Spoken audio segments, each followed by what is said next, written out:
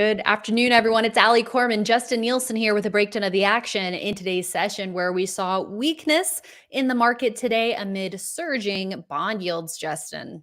Yeah, it was one of those things that was kind of, Powell doesn't give many interviews, but he did this weekend, and that kind of led to some, selling in the bond market and a big rise in yields. But that doesn't mean that the market's going to stay down, because that's not the way it ended. A lot of these indexes came off their lows, so we'll talk about that, as well as some of the stocks that are still setting up, including AMD, JFrog, and Expedia. Sounds like a plan, Justin. We'll do that. But first, let's take a look at those major indexes. The NASDAQ today down 0.2%, but like you said, off lows. The S&P 500 down 0.3%. The Dow down 0.7%. And of course, with that interest rate sensitivity, the small caps down 1.1% today. So Justin, your thoughts on the action? Yeah, I mean, right now, look, the Russell, I've kind of given up on that for a little bit. The small cap index, it's not indicative of what's happening with a lot of the leadership. The small caps, again, very sensitive to interest rates, but for a while there, interest rates, the yields on the 10-year were coming down, and that didn't help the Russell either. So, we'll have to kind of reserve our judgment on the Russell right now, because it's acting very differently from the major index that we're watching right now, which is the NASDAQ. And for a lot of folks, look, I own NVIDIA, and the day isn't that bad when you own NVIDIA, right? Yeah. So it can kind of mask a lot of the weakness that's happening elsewhere. But we did close in the upper half for the NASDAQ composite. The S&P 500 also closed well within the upper half, almost like in the upper quartile for both of those indexes. The Dow Jones Industrial Average, that was kind of a mid-range close. And the Russell 2000, for as bad as it was, it did close off its lows as well. I mean, it was down over 2% at one point today. So again, there was a little bit of that early shakeup, based on Powell once again reiterating kind of what he said at the press conference last week. Hey, you know what? Don't expect these March cuts that the market is kind of factoring in. We're going to be a little bit slow on the cutting. We really want to see how inflation is coming down. So that kind of spooked the market a little bit. But again, there's plenty of stocks that are acting right, not wanting to give up any gains, and the indexes themselves, you can see they're just not willing to give up gains, especially on the NASDAQ. Yeah, exactly. Pretty impressive. Let's also take a look underneath the surface. So we'll do our equal weight review of some ETFs. So SPY versus RSP. Here's a look at SPY, and then RSP today down more than SPY, down almost 0.9% versus nearly 0.4%, but hanging in there. Yeah, it is not strength that is distributed equally. Just to kind of give you a sense of how off it was for a lot of the individual stocks out there on the NYSE, the New York Stock Exchange.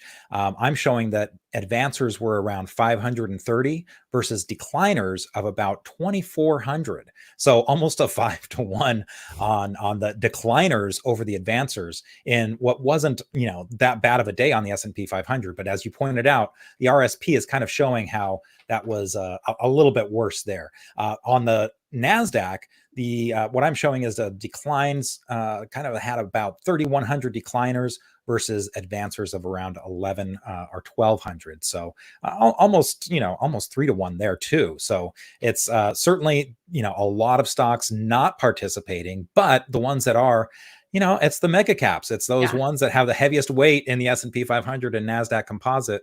So if you're in those, you're doing fine. And again, there's a lot of other ones that are still participating, but just know, hey, this is what they call a stock picker's market. And if you're in the right stuff, you're having a certain set of factors and progress. And if you're not, you could be looking at a very different market. Absolutely. And you mentioned NVIDIA, so I will disclose I own that as well. And let's take a look at SMH, the chip sector ETF, having an outstanding day, up almost 2%. And it wasn't just NVIDIA. Things are getting pretty frothy, Justin, with SMC. I don't know if it's in SMH, but SMCI today up over 14%.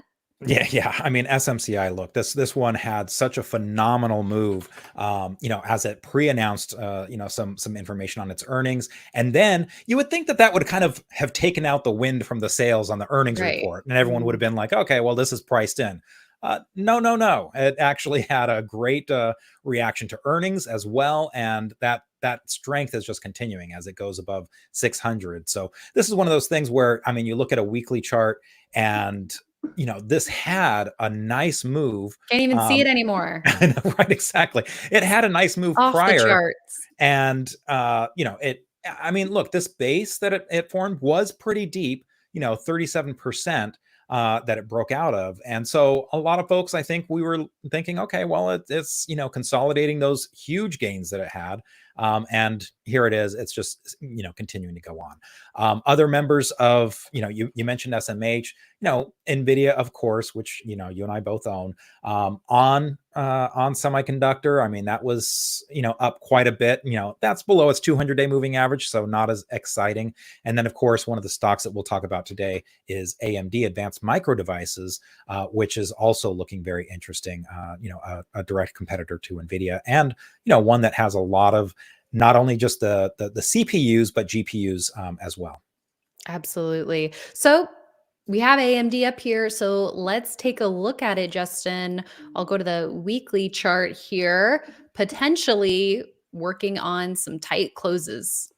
Yeah, so I'm looking at this as 3 weeks tight. This is one of those things that we often look at as a place to potentially add on to a position. I don't know about starting a position way up here.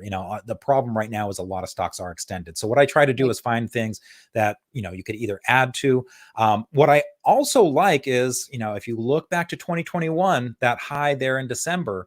We crossed that with some nice gusto, some nice volume behind that move higher. So you kind of blasted through that resistance and then you held it.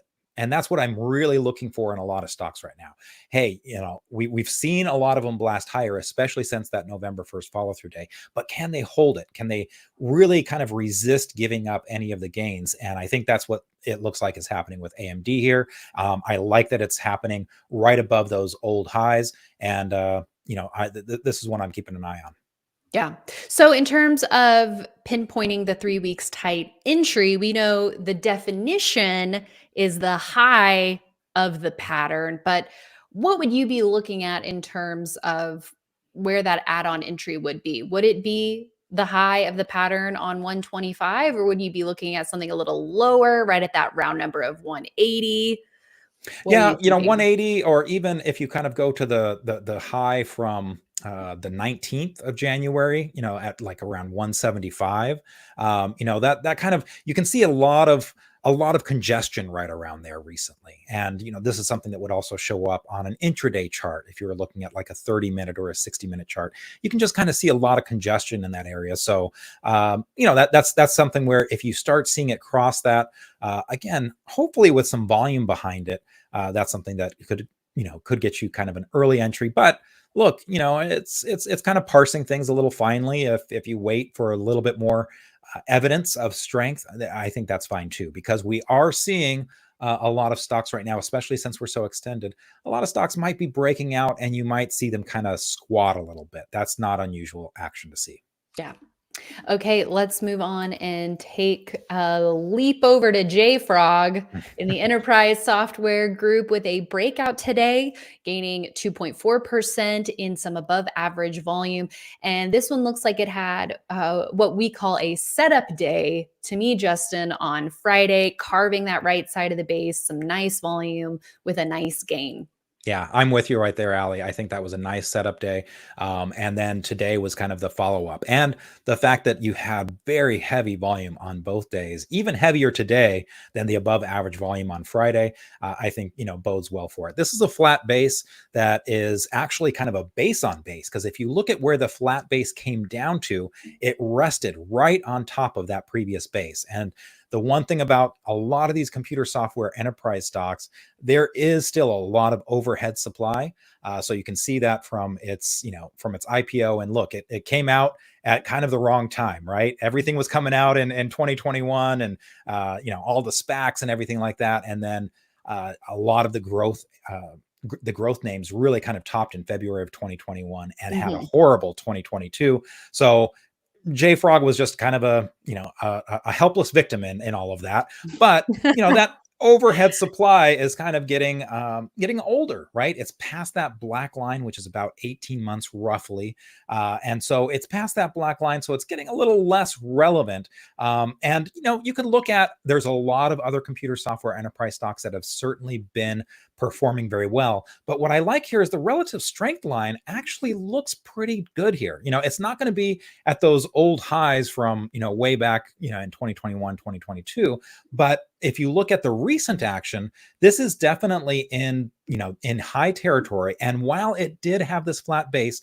very mild, again, only a 12% correction here in the flat base, it really kind of held the relative strength line near those highs. And that's what I really like to see, is that it's made the gains, and very strong from the November 1st follow through day. You can see Right. it kind of started with a nice gap up above the 50-day moving average line, and very, very healthy gains.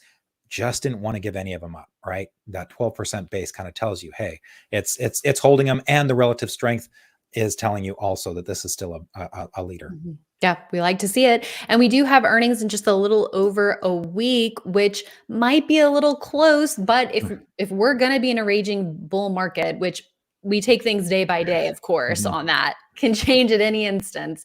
But I mean, a couple of trading days you might get cushion on this. But that would be the only concern here, is that Yeah. earnings are just right around the corner. Yeah. And look, it's not just about the earnings, of course, of the stock that you're watching, but sometimes you have to be watching competitors too. Now, Right. it's going to get a little bit easier. The last couple weeks, we had, basically everyone and their mother was, reporting earnings. And for a lot of those big names, especially in the Magnificent Seven, when they report, it's kind of like, okay, what's happening downstream with their Right. suppliers and everything, like that Yeah, the too. ripple effect. The ripple effect, exactly. So, you're going to be starting to see less and less of that, which again could mean that we have a little bit of a digestion as some of those catalysts go away from the earnings that we've been seeing, where we've seen some really big moves. But that's not necessarily a bad thing, because that's where a lot of bases can form, these tight areas, and really show you those stocks that are holding up well with their relative strength lines. Yeah. And last but not least, let's check in on Expedia, working on a nice tight flat base of its own with a depth of only 7% here, and finding support at that 10-week line, or really that 10-week line catching up to that Yeah, action. yeah, exactly. And here's another one where, sure, it's basing recently, but this base is even tighter with a 7% depth. And you look at how far it came up off that bottom and how little of that it's giving up. That's really pretty impressive. And the relative strength line again reflects that. Now, this one has not broken out of its flat base yet, and that's probably a good thing, because this has earnings after the close on Thursday. So ideally, what I'd like to see is, hey, maybe this just continues to tighten Yeah. up. Maybe those earnings are a nice catalyst for a breakout, and something that you can add into your portfolio at that time, especially if you're looking for kind of a little bit more diversification. Yeah. If you don't have some travel stocks or leisure, some consumer areas, and you're just really kind of focused on tech, this could be an opportunity to get kind of some of that leisure exposure. And this has been an area of strength. So it's not like you're Mhm. having to necessarily sacrifice and get into something slow moving. This had a really strong move. And again, this is just not giving up anything. Yeah.